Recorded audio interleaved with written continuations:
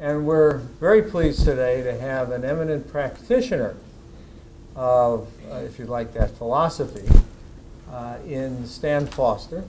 Stan has been involved in global public health for 50 years. A combination of primarily at the CDC and with the Rollins School of Public Health over at Emory University, where he just retired after. He's still with us. He's still very active, as you'll see from the presentation today. But 50 years, that includes an enormous amount of field work. And just don't want to take too much time from his presentation, but just to give you some idea of the extent of the field work that he has done. He started off with 2 years in Arizona on American Indian reservations. Correct. And then spent about another dozen years working on smallpox in particular in Nigeria, in Somalia, and especially in Bangladesh. That's a lot of time in the field. That's a lot of time trying to eliminate a major disease like smallpox, an epidemic disease, from large demographies and large geographies. I'll just mention one thing before turning this over to give you some idea if you think you've had a tough time in some of the work you've done. In Bangladesh, he told this story to our Nunn MacArthur seminar earlier today that I'd like to share with the larger audience. They were making great progress in Bangladesh in eliminating really an epidemic level of smallpox. And they had gotten it down to only 89 affected villages. Correct. And then they had a flood situation that essentially destroyed those 89 villages, and the population dispersed around the country into the cities and then out of the cities and what have you. And that 89 worked its way up to over 1,400 affected villages. Think you have a bad day, right? You got to start over again. And he hung in there, and they got it down to 0. Yep. Okay? An example of some of the incredible accomplishments that's in Stan's background. And without, there are, by the way, YouTube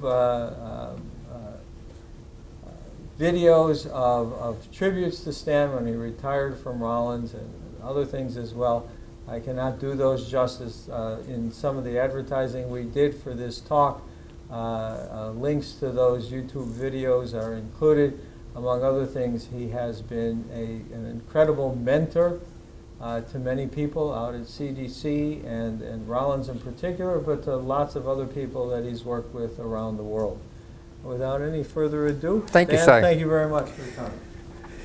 Well, this wasn't included in the presentation. He talked about getting down to 0. I can tell you the day. It was a Sunday morning, November 15th, 1975, and I got 3 cables. One from WHO, congratulations, we're very happy. CDC, great job, well done. And one from the Bay of Bengal and Island, we have a case of smallpox. So it wasn't quite as easy. Anyway, what I want to talk about today, and I'm going to give you some examples, but what I want, when I've been listening to your concerns, one of those concerns is how long does it take and how do you change policy? And I'll give you examples today where it took 20 or 30 years from the idea of the policy and making the decision to get the work done. And so it's not something, and also it's not something that you as a consultant can go into a country and say, do this, and do that. And as my main priority as I work with learners, I hate the word students, so I use learners, is that your role in going to another country is to facilitate their identifying and solving the problems.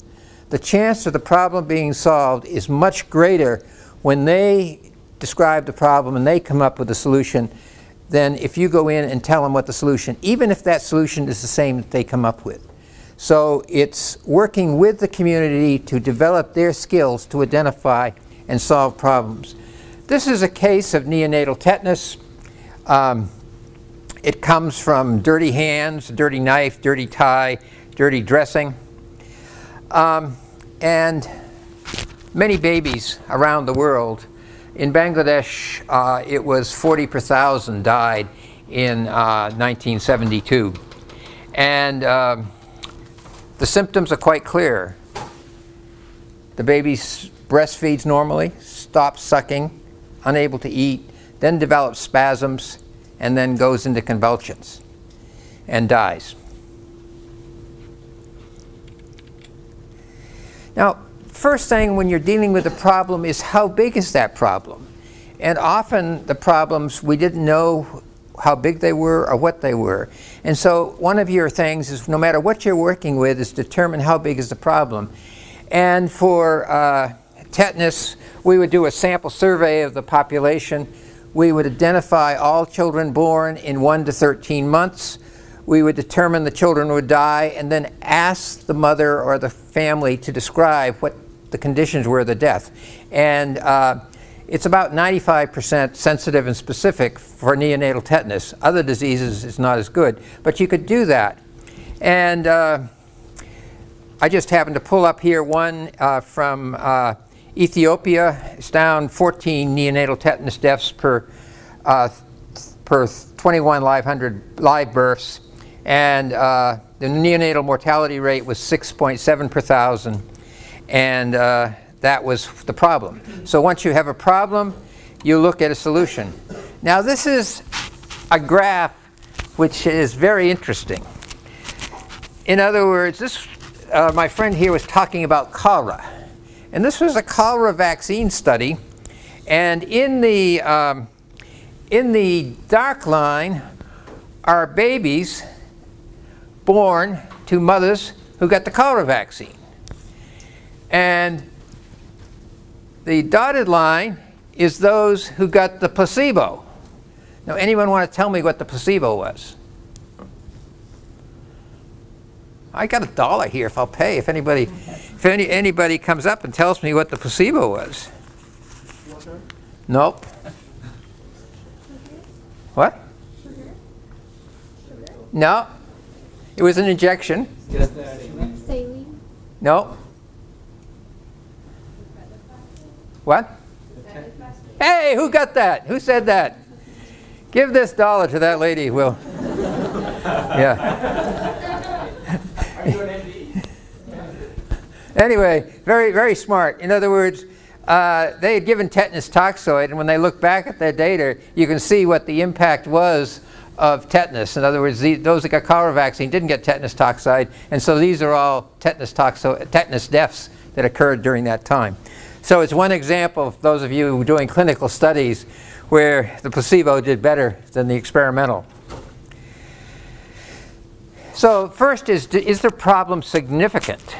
And then, is there a feasible, affordable, effective vaccine, or is there a feasible, affordable, effective technology? And many of you are working with technologies. And are they available?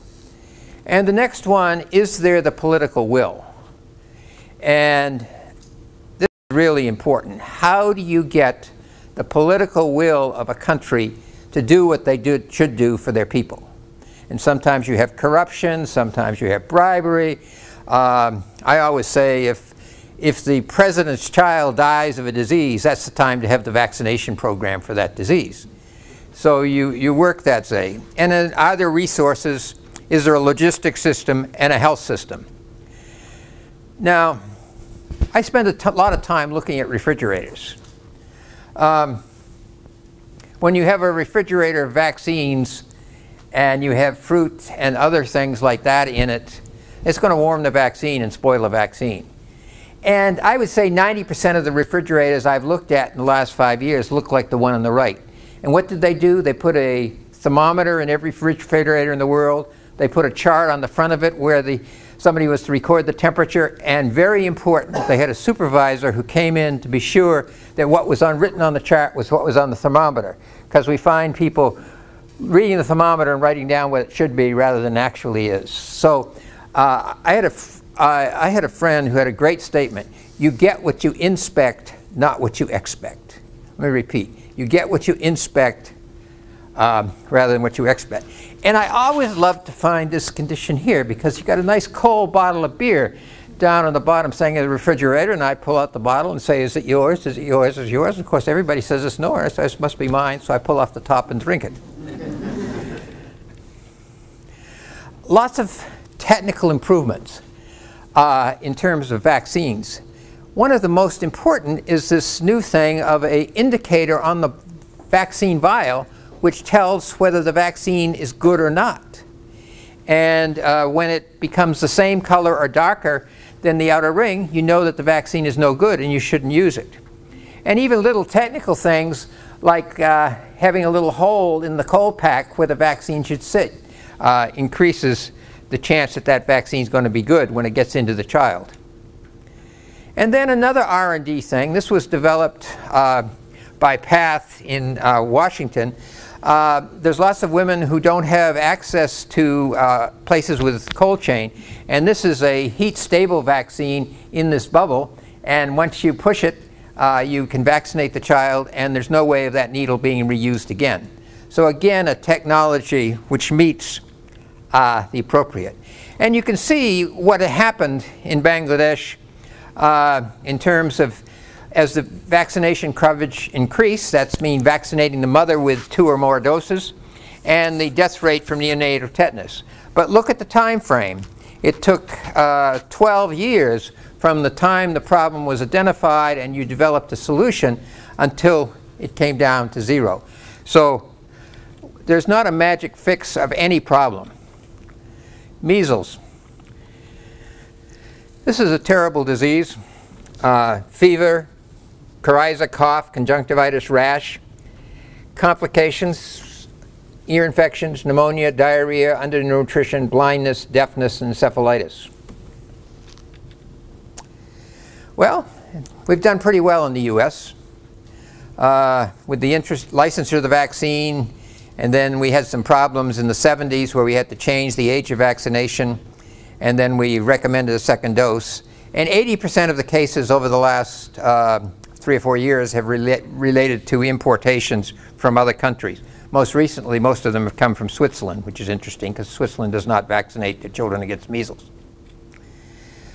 Now, it was easy to sell the measles vaccine to Africa. In the 1960s, David Morley did some wonderful studies. He looked in the hospitals, and 25% of the kids dealing with sick children found that 25% of measles cases were dying in the hospital. And Morley did a community study where he found that 7% of children, all children born, were dying of measles. However, in other parts of the world, some of you from India and Indonesia, they didn't think measles was important.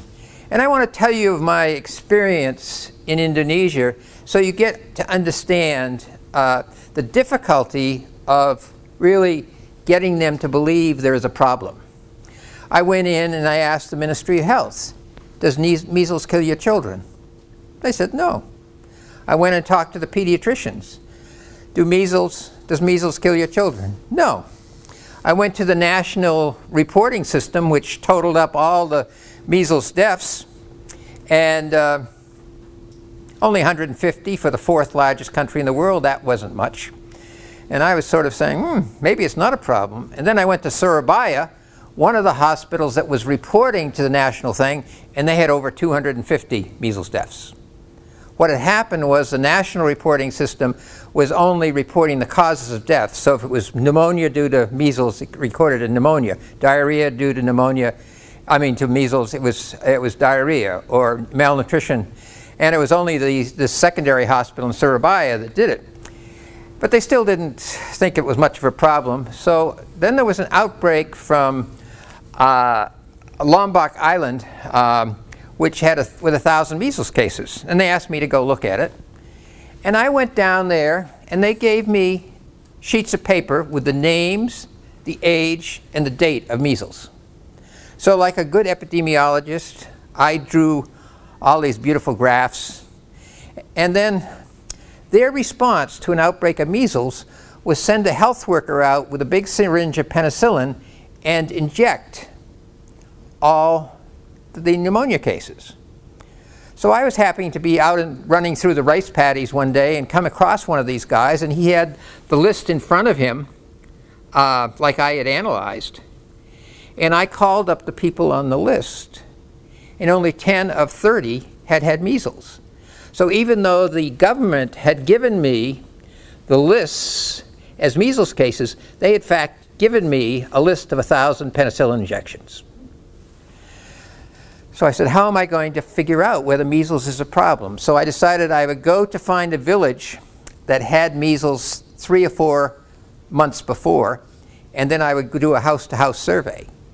And when we did it, we found that the case fatality rate of measles in that area, in a country which doesn't have measles, was 15%. And every child gets measles. In this area, which was an undernourished area, the case fatality rate was 15%. So then we started having the government focus in on outbreaks of measles, and they confirmed the high rates of mortality. And then they were willing to make the policy decision to add measles to their immunization. And so data is incredibly important in doing that. And you can see how measles coverage has increased in Indonesia over the years. And globally, coverage has gone up and the measles cases have gone down, but we still have lots of problems and lots of cases and deaths around the world. And we have other problems. Needles and syringes. How are we going to dispose of these? You see kids playing with needles and syringes, which carry risks. And a couple of things have been developed. One is this needle and syringe down at the bottom. That's single use. There's no way of using it more than one time. And then the development of these packages on the right where you could put the needles and syringes in. But needles and syringes were a big waste. Well, the greatest value for asking me to give this lecture was I came across something I didn't know about. And do you want to come up and talk about it?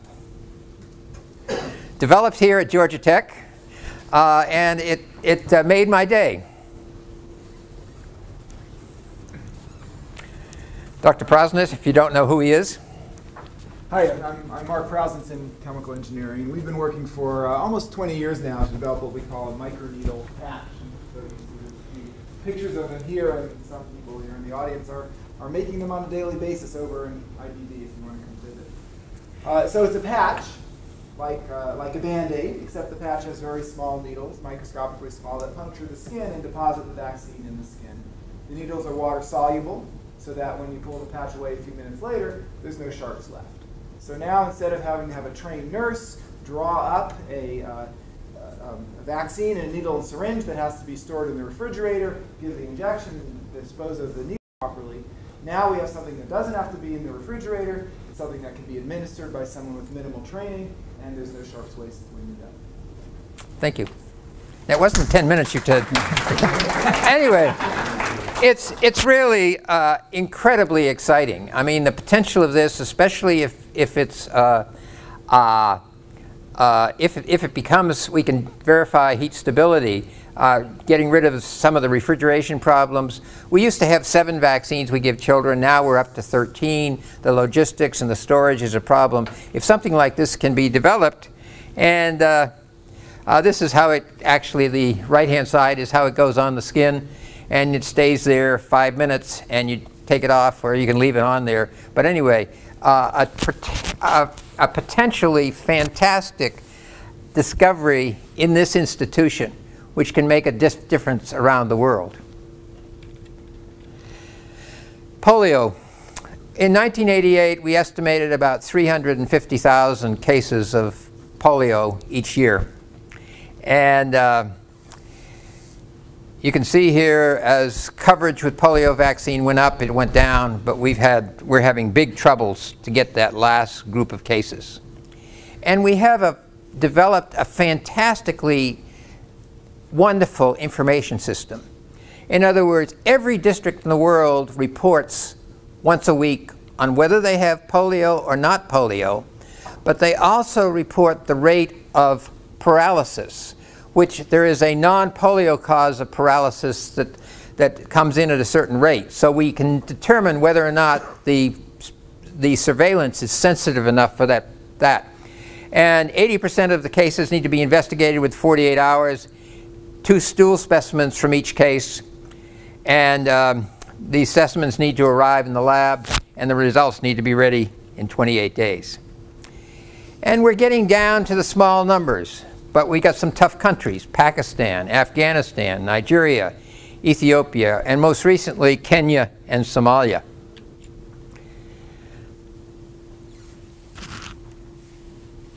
The organizations that push immunization in the world, WHO, UNICEF, and Gavi, which I'll talk about in a minute, really have started looking at what should happen in the next 8 years. And long-term plans are good. And basically, this document calls for making immunization a core component of the human right to health. They state that vaccination can prevent an estimated 2.5 million deaths per year. Protected from vaccine-preventable diseases, children have the opportunity to thrive and achieve their full potential. And immunization is an essential investment in the country and the world's future. I want to make it clear here that vaccination alone will not do it.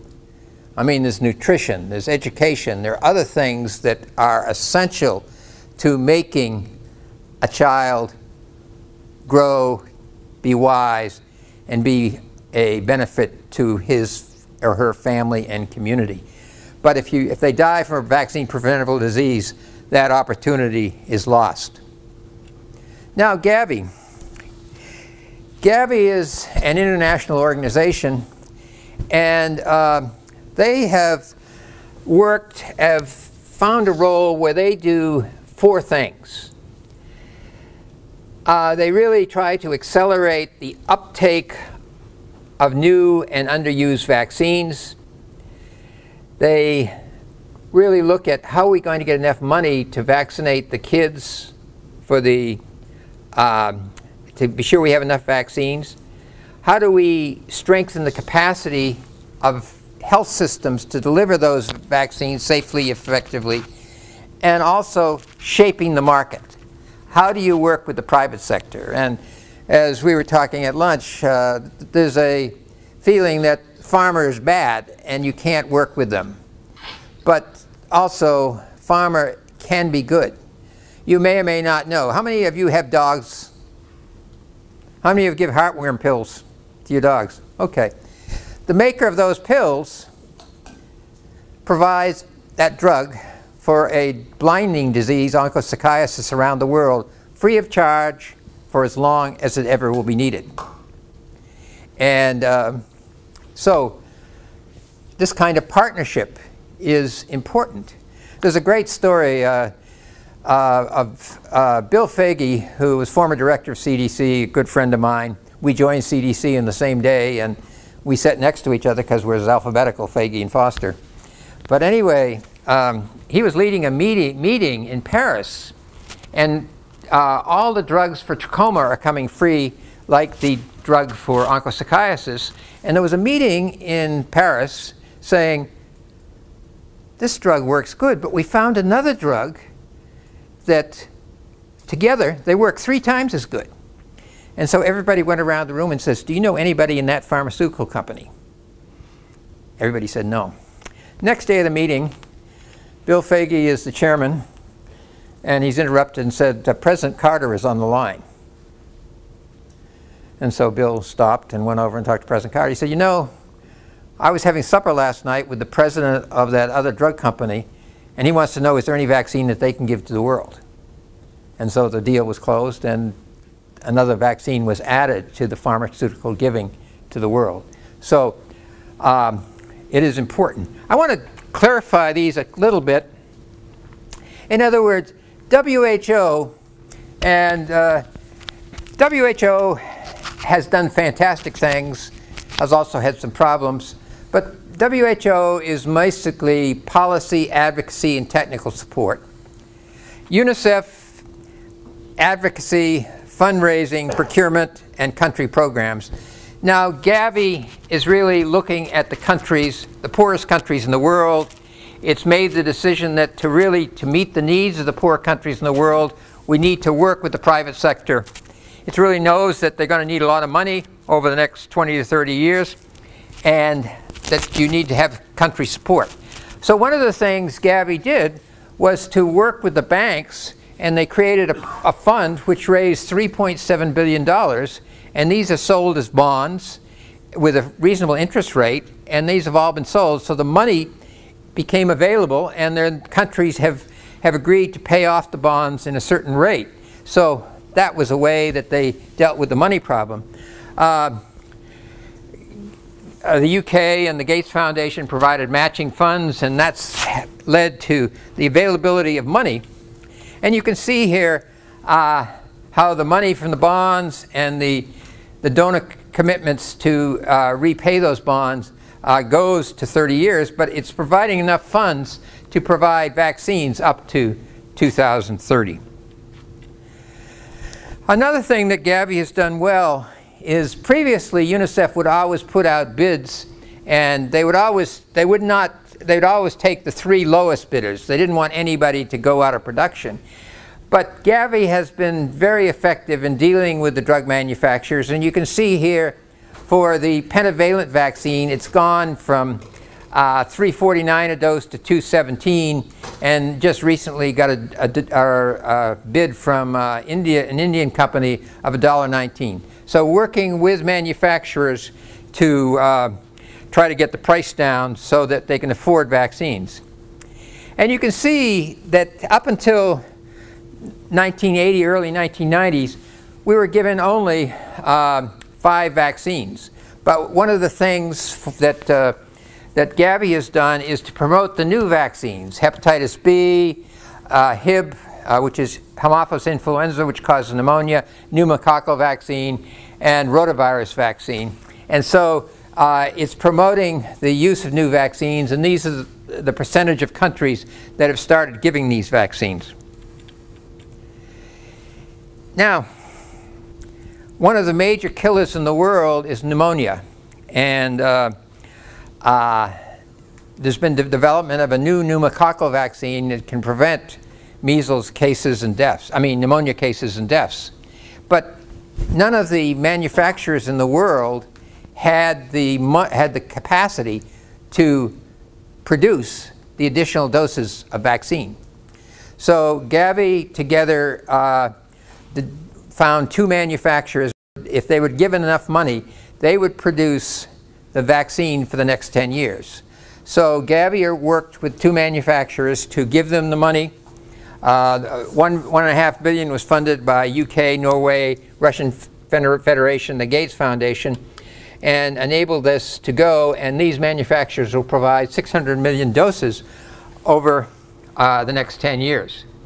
And 50 countries, the poorer countries, have been approved by Gavi for use of that vaccine. So here again, it's working with the public and the private sector working together to solve a problem. And this is a study from Kenya. This is a British research study, and where they've been tracking since 2003 the pneumococcal vaccine with severe pneumococcal vaccine. And you can see with the introduction of vaccine, they've gone to lower levels. So once again, not only do you want to see how big the problem is, you want to develop a strategy, the development of pneumococcal vaccine, but you want to see if it works. And this is an example of how it's measured to see how well you are doing. Now, hepatitis B, in China, 1/3 of the world's hepatitis, there's 350 million people in the world with hepatitis B, which is a severe form. It's a chronic disease. It causes cancer and deaths in adults. And 1/3 of the hepatitis B cases are in China. And China has been doing quite well in parts of China in terms of getting hepatitis B vaccine out. But as Gavi and China sat down, they said, well, we really got to move one step further. So with 35 million from China and 35 million from Gavi, they decided to go after the areas of low coverage. And the eastern China was well covered, middle China had a few bad areas, and western China was hardly any coverage. So with that money, they went to work, and was very successful with coverage rates over 90%. And so for younger children, the rate of hepatitis B, a disease that can end up in cancer, has gone from 10% to 1%. A fantastic progress. They still have a lot of hepatitis B in older populations from previous years, and they're beginning to look at if it's possible to deal with that. But here again, Gavi and the country working together, Gavi and the manufacturers working together, and progress can be made. This is a fascinating story. There's a belt across Africa, as you can see here on the map, where meningitis, which any of you from that part of the world, from the meningitis belt? It's a severe disease, causes brain damage and death, and it comes in epidemics every 5 to 7 years, and the methods that were used to control the outbreaks weren't effective. And so the Gates Foundation looked at this and said, well, this is an important problem. We can do something about it. So we hired a fellow named Mark LaForce, who is fantastic, to lead this program. And they went through, over 10 years, the stages of developing a vaccine, testing first stage, second stage, third stage. They decided that if they were going to meet their goal of 50 cents a dose, they'd have it produced in India. And so they found an India manufacturer that would produce the vaccine. And over the last year, 100 million doses of this new vaccine have been given. And they expect by 2016 that 300 million doses will be given. Well, let's look what happened. Obviously, there are years of high and low, but since the vaccine has been introduced, the percent of cases being the meningitis A has gone to 0.1% to 0% to 0%. So again, it's not only important to identify a problem and develop a strategy, but to monitor it to be sure that it is effective. And the meningitis A. I want to tell you another story about Mark LaForce. And this goes back to smallpox days. Mark was working for me at that time, and he wrote in his diary, and he said, if you're ever in charge of a program, it's very important to interview people when they leave, because they tell you the truth. And when he left, he said, I found out I wasn't as nice a guy as I thought I was, and I kept a diary. So 3 years later, I was running with him in Senegal, and I said, Mark, sometime before I die, I want to read your diary. He said, you can read it, but you can't make a copy, or you can't keep it. So a week later, I get in the mail a leather-bound diary, typed in the vernacular that it was written, and Mark does have a temper. And I read it, but I sent it back. 10 years later, I was asked to give a speech at Mark's retirement from the University of Colorado. And I was going to be in Africa at the time, so I said, I got to give a speech. And I know what I want is in that diary. So I called up Mark's wife and said, I need a copy of that diary for the speech. So I got the diary. But one story, I mean, you guys are technical experts, and you guys make wonderful things. But look, this is a story about Mark. Mark said, I went to this outbreak, and we identified a case of smallpox. And they put her in a shelter. I went back 2 days later, and nobody was caring for this woman. And nobody was feeding her, nobody was cleaning her. And so he said, who can help this woman? And the people in the village said, oh, that hag can do it. And the hag came and he said, I'll give you 25 taka, which is about $4 to do this. But she said, I want 50. He said, no, not with you. And then he found a woman who was a widow, who'd been a widow for 4 years, was very poor, and he asked her to do it. And so he gave her 25 taka, $4. And he came back 2 days later. The house was clean. She was clean. They'd oiled her skin. The bedding was clean. And so, you know, this is a symbol of somebody who developed a new vaccine, but also had the caring for this one person in the village little to make a difference. This is an interesting story. This happened in 1964. And I was asked to go to the Truk Islands, which are south of Guam in the middle of the Pacific. And there was an outbreak of diarrhea which affected the whole population. Everybody, children were sick, the adults were sick. And there were deaths in young children. And you can see how the epidemic started on one island and then went to 2 other islands. Well, it was an epidemiologist's paradise because boats would only go to an island once a month, to these outer islands like Namwin and Whananu.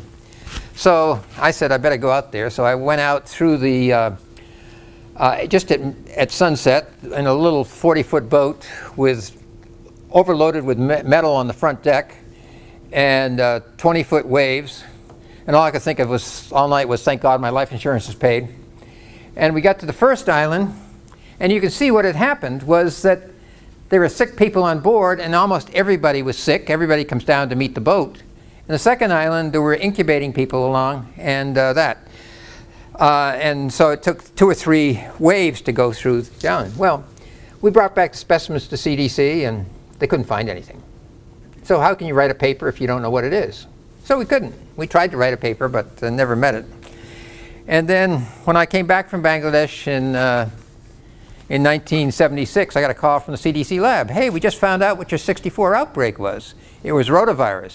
And CDC has a serum bank where they kept serum from that we collected in 64, and they tested it against rotavirus, and they found that it had gone up and up. And so we finally were able to write the paper.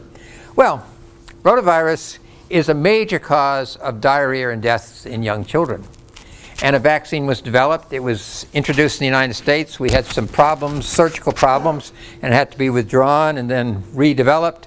And now this vaccine is being used. You can see here in Salvador, since the introduction of vaccine, the number of diarrhea cases that are positive for rotavirus. So again, a problem, a solution, and documentation of its effectiveness. And here's a girl getting the rotavirus vaccine. We've been talking about acute diseases in children primarily, but cervical cancer is a big problem in the developing world. They don't have the capability to do pap smears the way we do. And other techniques are not that effective. And then a vaccine is developed for HPV. Well, what's the cost in the United States? It's over 100 or 150 a dose. Gavi went to the manufacturers and said, look, here's a disease which will prevent a cancer. About 70% of the 275,000 cervical cancer deaths per year, 85% in low-income country, 70% of those can be prevented. And so Gavi went and talked to Merck and GlaxoSmithKline, and they agreed on a price of $4.50 a dose.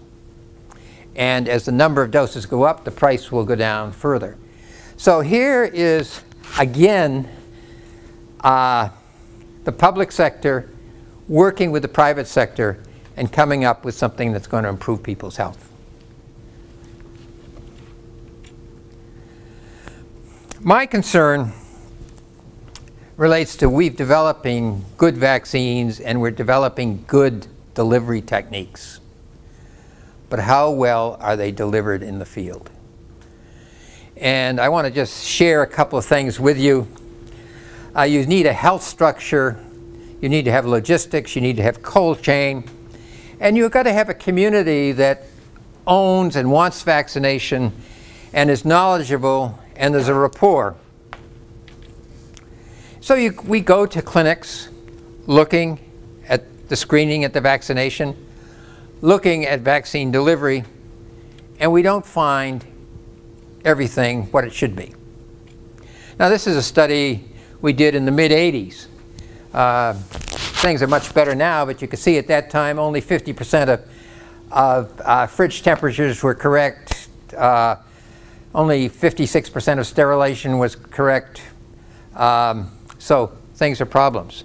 So not only is there the responsibility to develop the good technology and the good vaccines, but we've got to be sure that it works at the community level. And just a couple of examples. This goes back to my experience in Bangladesh. And many of my major contributions resulted from studying the failures, not our successes. So I talked to a lot of people, a lot of NGOs. They only want to brag about their successes. But of my major contributions to public health over my 50 years, it's been detection and solving of failures that has made the biggest difference. Now, this was, if we did everything right when we found a smallpox case, we should have no cases after 2 weeks. And you can see when we first started, 25% of infected villages had cases after 2 weeks. We found out that people were getting hungry and going for food. So we provided food, water.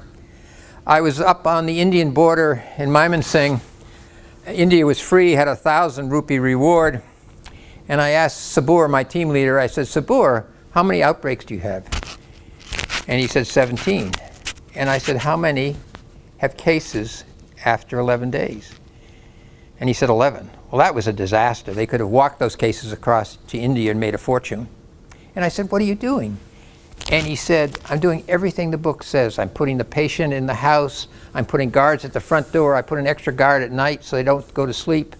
I'm vaccinating everybody in a half mile and searching everywhere in 5 miles. And then over a cup of tea, a smile. He said, but today I found out why. He says, I am going in and asking them for a list of all the visitors who had contact with them between when they came to rash and we started containment.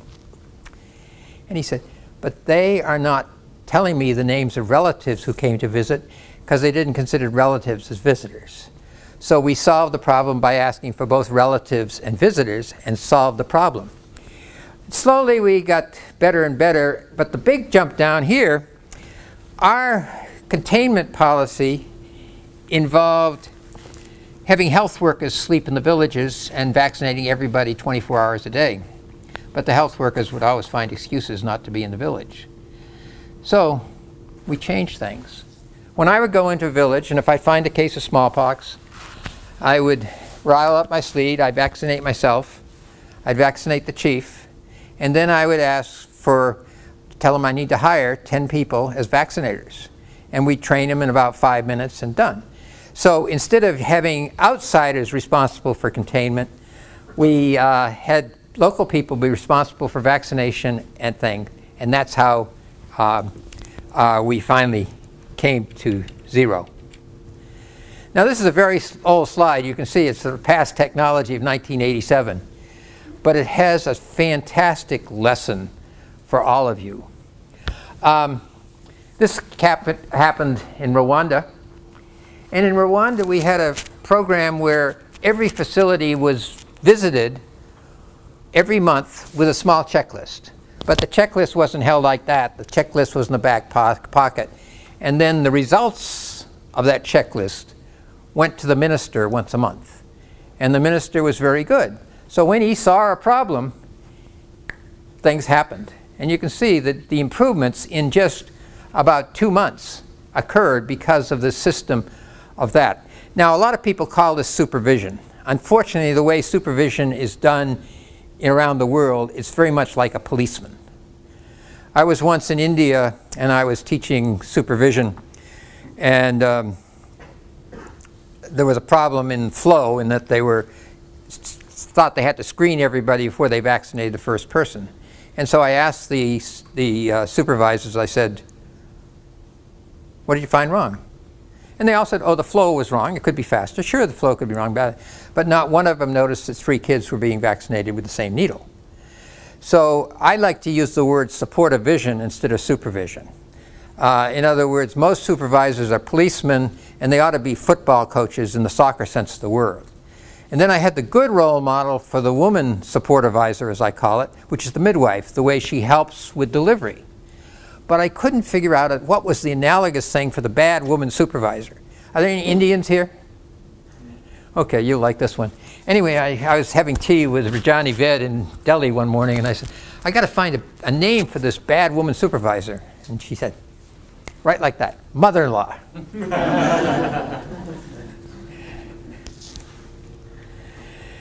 So, now the announcement du journée, I think, is a takeoff off of this slide. This is actually a slide. We have 160 students at the Round School of Public Health. And they were asked the first week of classes, what are the 3 things that are most important that you're going to trouble you for the next 10 years of your life? And of course, they collected the data, and whatever the technique you use for making one of these is beyond me. But look at the things that got the big thing, sustainability. How are we going to develop a program and sustain the benefits? Collaboration, tremendous. How do we work together? How does the health workers and the community work together? How does the community and the district work together? How does the district and the government? So, collaboration. Equity is a big one. Do we provide services to those that have, or do we provide services to everybody? Climate change. Many of you spoke to that as an issue that's important to you and what you want to do. Education. Very important. So, communication. How do we effectively communicate? Tell you a story.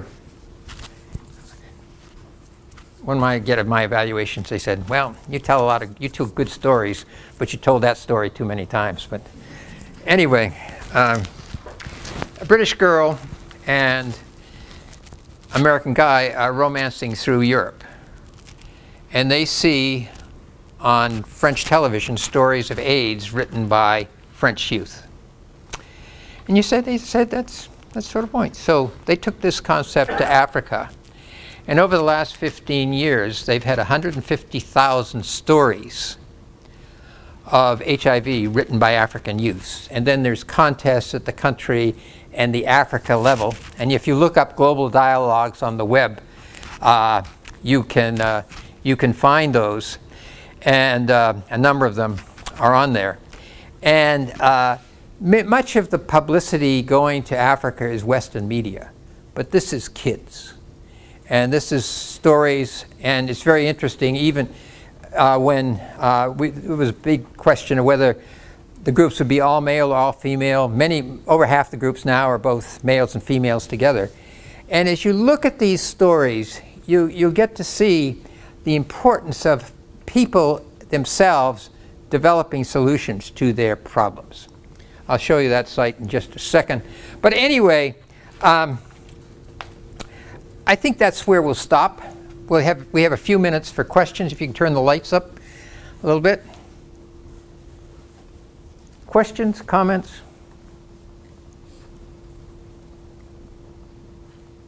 Yes? I'm a fifth-year biomedical engineer, and my biggest question related to measles and what you were talking about is manufacturing of vaccines. So you mentioned, to get prices down, they would shift manufacturing to India. I just kind of assume China would also be a big partner in that process. But you don't hear often, I'm Nigerian also, you don't hear about kind of incontinent, in-home manufacturing on the continent? South Africa, yes. That's the kind of Yeah. Nigeria. Where are you from in Nigeria? like Bajaka. Okay. About Yeah. South side. South side, yes. I don't speak your language, sorry, I greet you. He I can do. I can speak his. Yeah. The electricity problems in Nigeria make manufacturing impossible. South Africa is moving up on that and will do that. We hope for more of those, but you've got to have a good structure. Botswana could probably do it because they have good resources, and that's the most honest government in all of Africa, Botswana, if you want to look at public and policy and that sort of thing. Other questions, comments? Yes? What are the biggest challenges right now? I know you talked a lot about smallpox being the one that you kind of originally were working on, but what would you say are the kind of the highest priorities now for it? Well, the disease that's going to be next is guinea worm. And guinea worm is, I hope none of you are having spaghetti for supper, because it's a worm that's about 3 feet long and it comes out very painful. You may have 1 or you may have 8 at a time. It's a terrible disease. It's down to 1 country, Southern Sudan, and under 100 cases. So that will be the number 1. The one that is a lot of talk, and Mark and I talked about at lunch, was measles. And measles eradication, there's a lot of people that promote measles eradication. And I wish it was possible. I have a couple of slides here why I don't think it's possible. But I will show you those slides. It would be wonderful. That is Lagos. When I was in Nigeria in 1960s, Lagos had 600,000 population, and the median age of measles was 15 months. When way back in the 90s, the population of Lagos was 10 million, and the median age of measles was 9 months. Well, you can't give measles before 3 or 4 months because they have maternal antibody, and that loses it.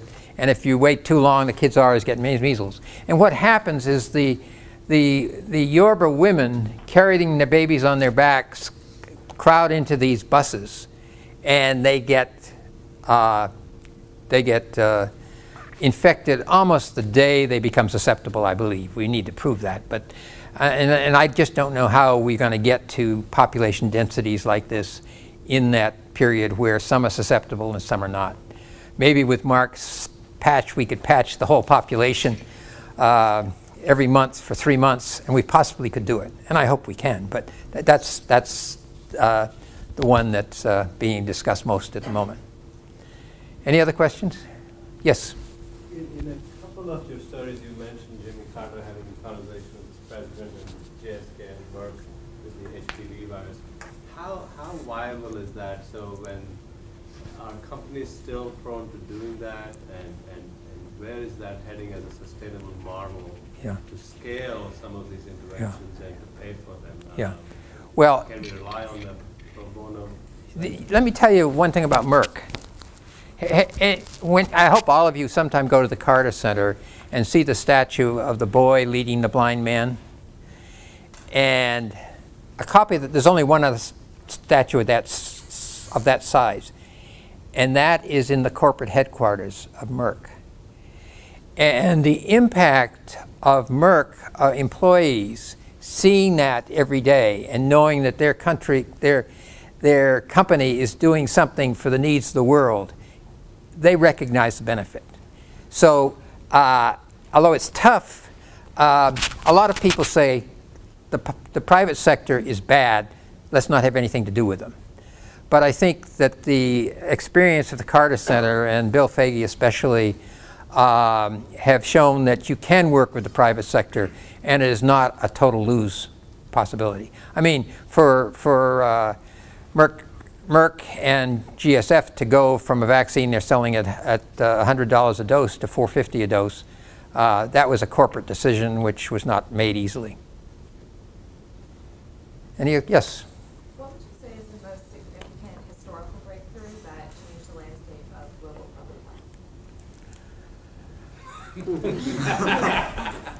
I could give you two.